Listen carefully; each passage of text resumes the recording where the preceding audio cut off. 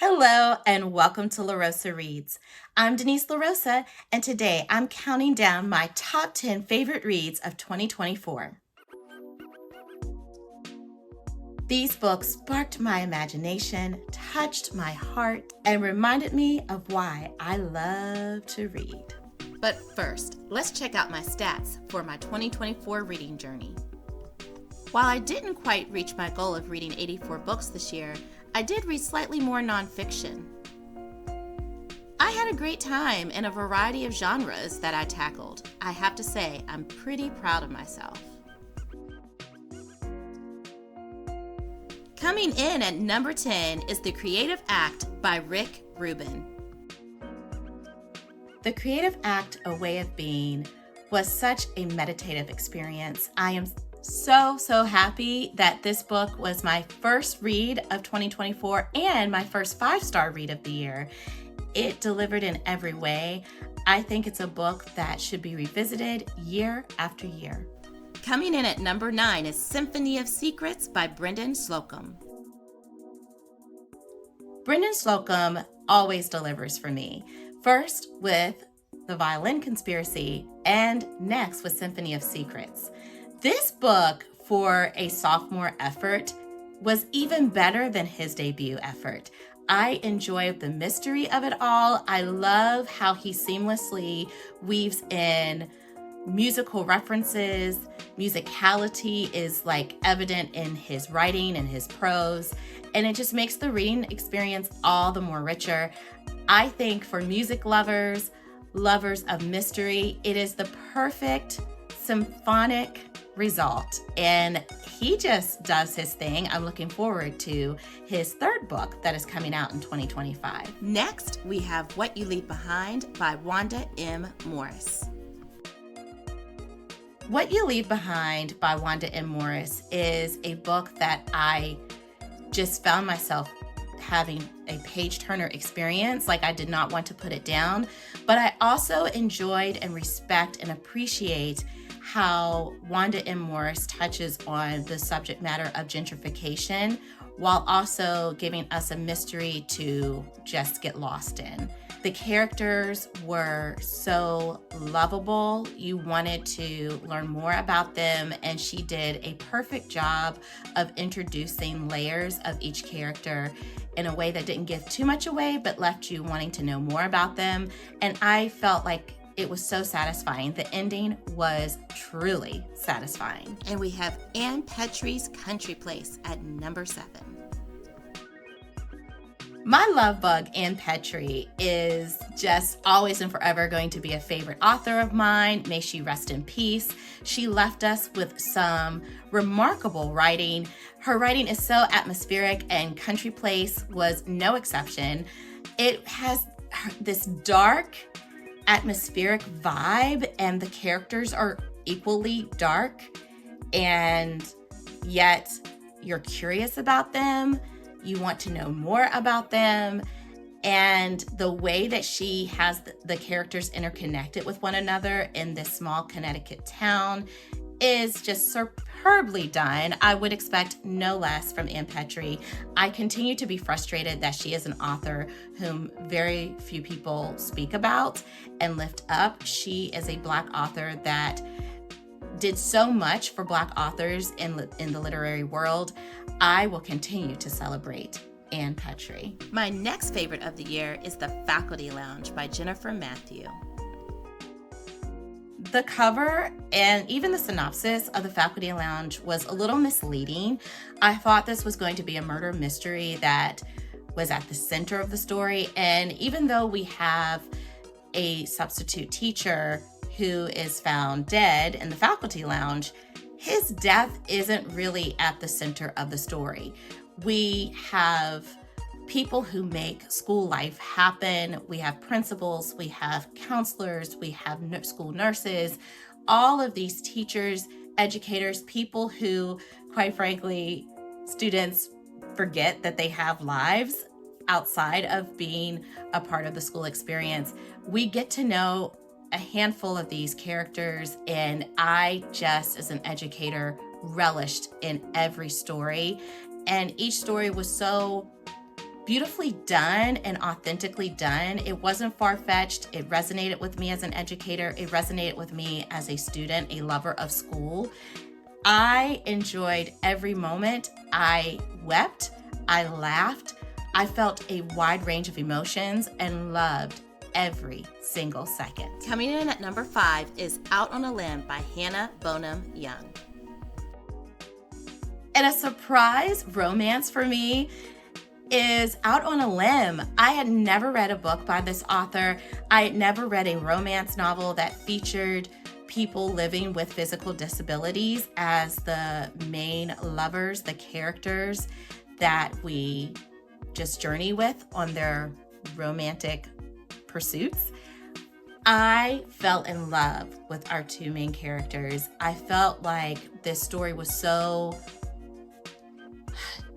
beautifully done, so beautifully told, and had enough banter and wit and comedy mixed in with some very serious topics and issues of self-acceptance, of living with a disability, and having both characters journey through that and have a different entry point, one being born with a physical disability while the other became disabled later in his adult life, was so well done and very important. This was an important romance read, and the romance was romancing all the way. The characters were so believable. The romance was so believable. I loved it. The side characters were equally delicious. What a good time Out on a Limb was. Next, we have Lula Dean's Little Library of Banned Books by Kirsten Miller. Oh, Lula Dean. What are we going to do with that woman? I fell in love with everything involving this book. I fell in love with the town. I fell in love with all of the people who dwelled in the town.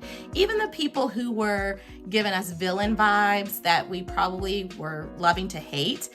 I found myself having a soft spot in my heart for every single person. What a timely read, and what a witty way of talking about the societal issue here in America of banned books, taking these individuals in this small southern town and having them fall into reading a banned book that speaks to their current lived experience, helping them to become better people, and realizing that books are meant to do just that, make us better. I had a great time, and I'm definitely going to be traveling through the backlist of this fantabulous author. In third place, we have Finding Langston by Lisa Klein Ransom. Finding Langston was the perfect find for me. I was traveling through my local library in the youth section, and I had Finding Langston on my TBR for a while. I don't even know how it landed there. And when I read this book about a little boy who migrates north with his father after the death of his mother, I was clutching the pearls. I was crying. I was smiling. What a tender place Langston has in my heart. I love how Langston discovers his namesake in a very fun-loving way that's connected with his love of books and his love of reading. I love how Langston discovers that he fell in love with reading through his mother because his father isn't quite the reader, but there's a certain special someone that they meet up north that helps bridge that gap for Langston and his father. It was a great time. I'm looking forward to reading the rest of the series. My runner-up for Fave of the Year is African Town by Irene and Charles.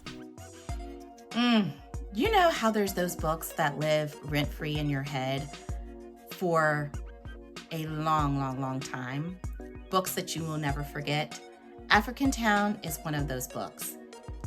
This is a book that was written in verse about the last slave ship that landed in America after the slave trade had become illegal. So although the enslaved people who were aboard that ship were enslaved for a shorter period of time than many others, it was a riveting, heart-wrenching story to consume. I fell in love with my culture, my heritage, my background. It gave me a strong sense of pride. And the way the story was told was a unique way of telling a story that we often hear about, the story of enslavement, the enslavement of Africans here in America. To learn of how resilient and strong and wise and intelligent these people were, and how community-centered they were, so much so that they created and established their own town once they became free and emancipated, is just yet another layer to my heritage as a Black woman that fills me with a strong sense of pride and love for my people.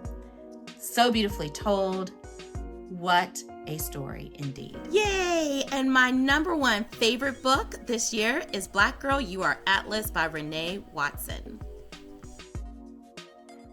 Okay, this number one read for me of the year literally fell into my hands at the school in which I work.